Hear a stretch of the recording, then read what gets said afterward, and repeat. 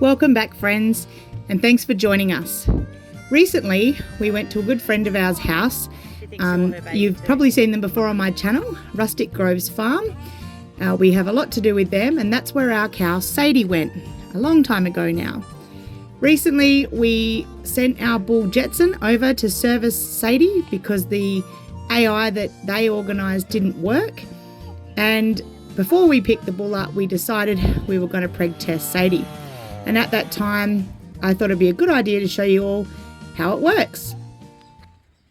So these are the IDEXX cow pregnancy test kits, and they use a blood sample. They are extremely accurate, and once you're able to draw the blood, very easy to use.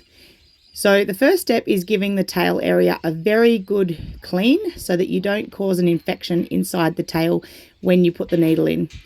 It's handy if you can get someone to hold the tail directly upright like you can see Paul is doing here. And when you put the needle in, feel for the vertebra gap and put it in straight. So not on an angle, you want to go straight through the gap and into the vein. If you don't manage to get blood when you first draw it back, pull your needle back a little bit and keep drawing back, and quite often the blood will come into the needle.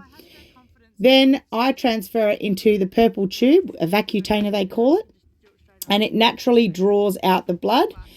It has a coagulant serum or something in there to make sure that it stays fresh and is also able to be sent away for any other testing you might need to do as well. Then we open our IDEXX pregnancy test kit.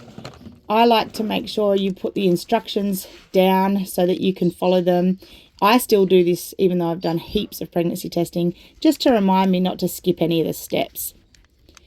Then we use the little pipette that's inside the test kit to draw the blood out of the vacutainer. And as it's a measured amount, try to make sure that you get the right amount of blood in that little section. And you put it into the little dot at the bottom of the test kit. It's a bit like a COVID test kit, but you're using blood. And then it comes with a little tiny pipette full of clear fluid.